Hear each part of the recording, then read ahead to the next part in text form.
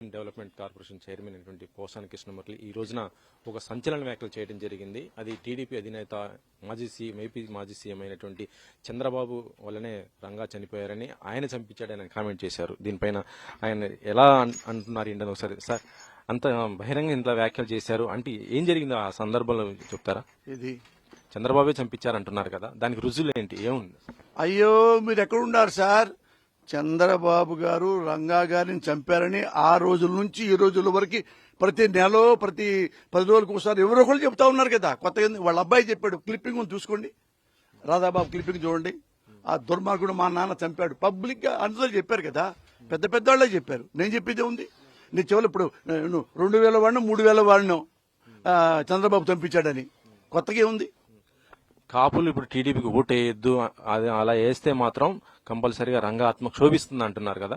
కానీ అదే కాపులు ఇప్పుడు అంటే వైసీపీలోకి రాకముందు ఇప్పుడు ముద్రగడ పద్మనాభం కానీ లేకపోతే మిగతా వాళ్ళు కానీ పవన్ కళ్యాణ్ ఎక్కువ సీట్లు తీసుకో, మన యొక్క పాత్ర ఉండాలని వాళ్ళు కూడా కోరుకున్నారు. అంటే వాళ్ళు కూడా ఇటు టీడీపీకి మద్దతు ఇచ్చినట్టే ఉంది కదా. అక్కడ ఒకటి గుర్తుపెట్టుకోండి, ప్రజలు రంగాన్ని ఇప్పటికి కాదు ఎప్పటి వరకు ప్రేమిస్తూనే ఉంటారు. నువ్వు రంగాన్ని ప్రేమించి, నువ్వు కాపులను ప్రేమించి నాకు ఓటేయండి, నేను ముఖ్యమంత్రి అవ్వాలి, నా పేరు పవన్ కళ్యాణ్ అంటే పవన్ కళ్యాణ్కి నేను కూడా ఓటేస్తా. నాకు వచ్చిన ఏంటంటే రంగా ప్రశ్న కాదు ఇది. నువ్వు అంతకుముందు చంద్రబాబు చాలా అవినీతిపరుడు, వాళ్ళ అబ్బాయి ఇంకా వాళ్ళ బావమరిది ఇంకా అని నువ్వు చెప్పిన వాడివి, కాపుల ముందు చెప్పిన వాడివి.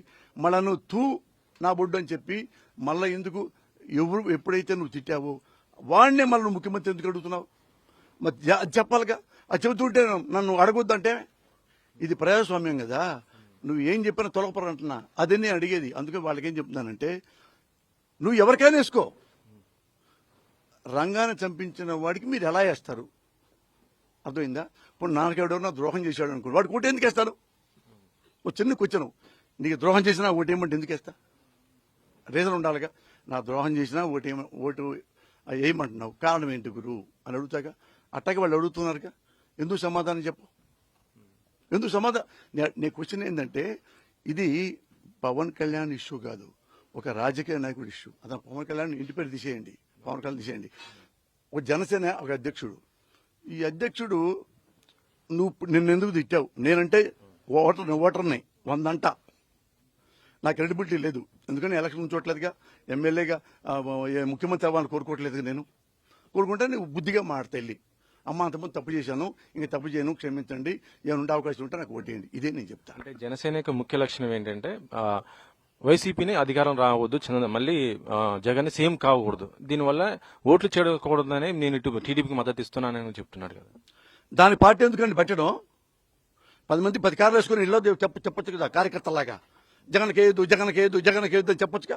దాని పార్టీ పెట్టి దాని సిలబస్ పెట్టి దాని మేనిఫెస్టో పెట్టి దాని జెండా వేసి దాని గ్లాస్ పెట్టి ఇవన్నీ ఈ ఎడాబడి చేసి ఇవన్నీ నేను ముఖ్యమంత్రి అవ్వడానికి వచ్చా, కానీ నాకు ముఖ్యమంత్రి వద్దు, ముఖ్యమంత్రి చంద్రబాబు చేయండి. అతను నువ్వేడు చెప్పే హక్కు నీకేడుంది? నువ్వు మోసం చేసి ఆల్రెడీ నువ్వు పార్టీ పెడితే నీకు ఓటేద్దాం అనుకున్నారు. నా పార్టీ ఉన్నా నేను పనికిరాను అంటున్నావు. నీకు అడిగే హక్కు నీకేది? పనికిరానోడివి ఎట్లా సైజ్ చేస్తావు ఇంకో నాయకుడిని? అదే కదన్నా ప్రశ్న. ఇందులో ఎవరి మీద కోపంతో కాదు, నేను ఓటర్గా అడుగుతున్నా. ఓటరే అడగాలిగా మిమ్మల్ని, ఇంకెవరు అడుగుతారు? నేను ఓటర్ని, ఎక్కడున్నా సరే ఓటర్ని, నువ్వు ఎక్కడున్నా ఓటర్వే. ఇలా ఎందుకయ్యా? నువ్వు ఆన్సర్ చెప్పు, నేను నోరు మూసుకుంటా న్యాయంగా ఉంటే. ఇప్పుడు పవన్ యొక్క అభిప్రాయాన్ని వ్యతిరేకించేసి, అంటే కాపులకు అన్యాయం జరుగుతుందనే ఉద్దేశంతో ఇటు ముద్రగౌడ కానీ లేకపోతే హరిరామ్ జోగ వీళ్ళందరూ కూడా వైసీపీలో జాయిన్ అవుతున్నట్టు పరిస్థితి ఉంది. చాలా మంది కూడా అవుతున్నారు కదా. వైసీపీ నుంచి ఎలాంటి సపోర్ట్ ఇప్పుడు కాపులకు ఉండబోతుంది అనుకుంటున్నారు? ఎట్లా ఉంటుంది సార్? జగన్ గారు అందరు ఏం చెప్పారు? ఇదే మీ పబ్లిక్ క్లియర్ గా చెప్పాలి ఈ విషయం.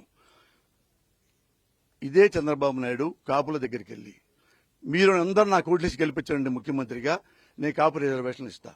నిజంగా పాపం నమ్మి వేశారుగా. అయినా వేశారు, పోనీ కాపులు అందరూ బాగుపడతారని.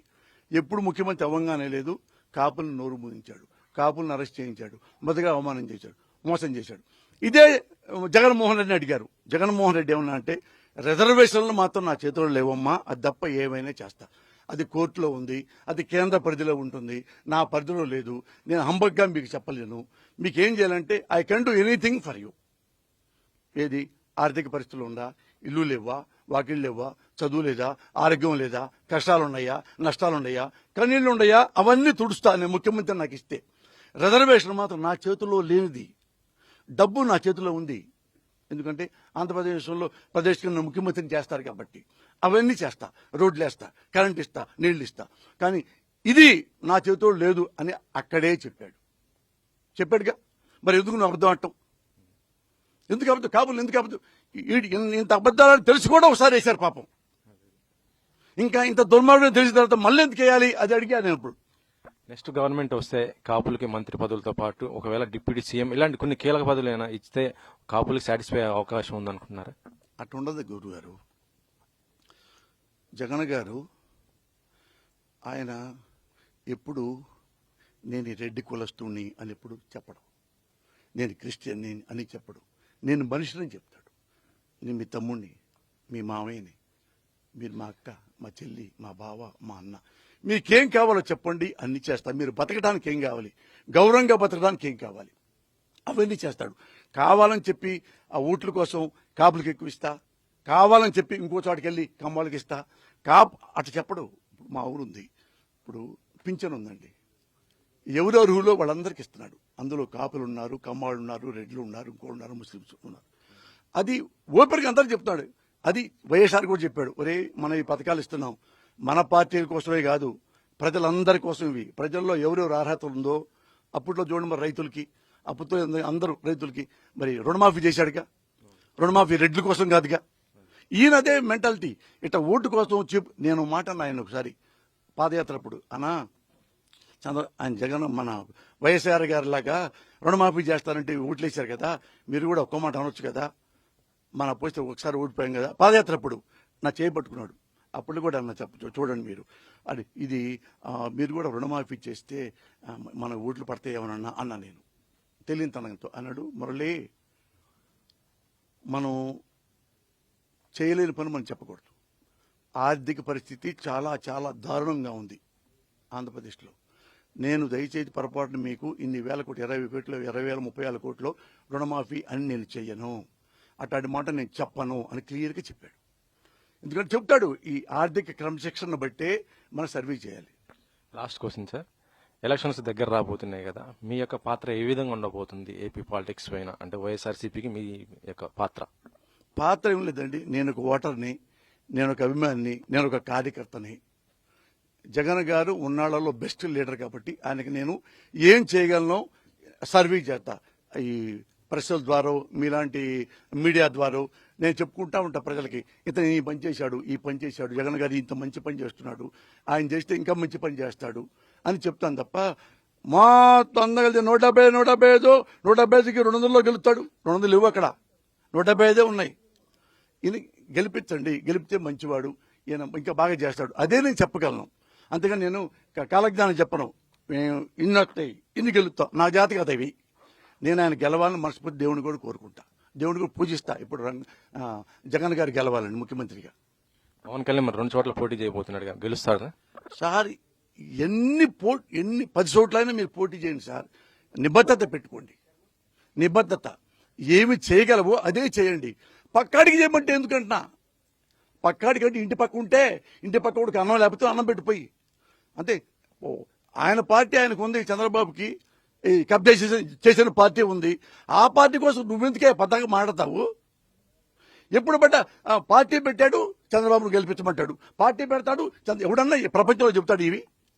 ఎవడన్నా ప్రపంచంలో ఒక్కటి చెప్పండి మీరు. ఫారెన్లో ఎన్ని ప్రజాస్వామ్య కంట్రీలు చాలా ఉన్నాయి కదా ఈ భూగోళంలో. ఎవడైనా మంచి పార్టీ పెట్టి నా సదృశ్యమని ఒక వారాహ్యను ఒక ఒక ఒక కారు పెట్టేసుకొని రోడ్ల ముందు తిరిగి అందరూ యూనిటీగా ఉండండి, యూనిటీగా ఉండండి, యూనిటీగా ఉండండి, యూనిటీగా ఉండి నాకు కాదు చంద్రబాబు కొట్టేయండి. ఏంటంటే ఇది అసలు మనకు చిల్లులు పడిపోట్ల ఎంత దుర్మార్గమైన మాటలు అవి. నువ్వు మానేసాయి. ఒక ఇంట్లో కూర్చొని నేను పార్టీలు మొత్తం మూసిపారేసా, ఏ పార్టీ ఇంట్లో కూర్చొని అందరు ఫోన్లు పెట్టు, మొత్తం ఫోన్లు చేయి, మా బాబుకి ఒకటి, బాబుకి ఒకటి, తప్పేలేదు. నా వల్ల కాదండి జనసేన తీసిపారేసా, గ్లాస్ తీసిపారేసా, నా ఫ్యాన్స్ కూడా వద్దు. నేను ఓన్లీ ఓటర్గా ప్రవర్తిస్తున్నాను, చంద్రబాబు కొట్టేయండి. ఏ తప్పు చేయి. అరే నువ్వు పార్టీ పెట్టుకుని పక్కన జెండా పెట్టుకుని ఆయన ముఖ్యమంత్రి అంటావు, ఎవడు అంటాడా? పిచ్చోడు కూడా అండవు.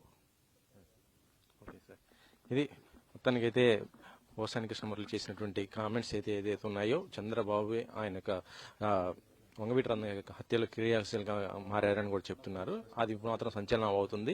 ఏపీ పాలిటిక్స్ లో మాత్రం ఇప్పుడు ప్రస్తుతం అయితే హాట్ టాపిక్ గా కూడా మారే అవకాశం అవుతుందని కూడా చెప్పవచ్చు. కెమెరామెన్ పాషతో వెంకట్, ఎన్టీవీ.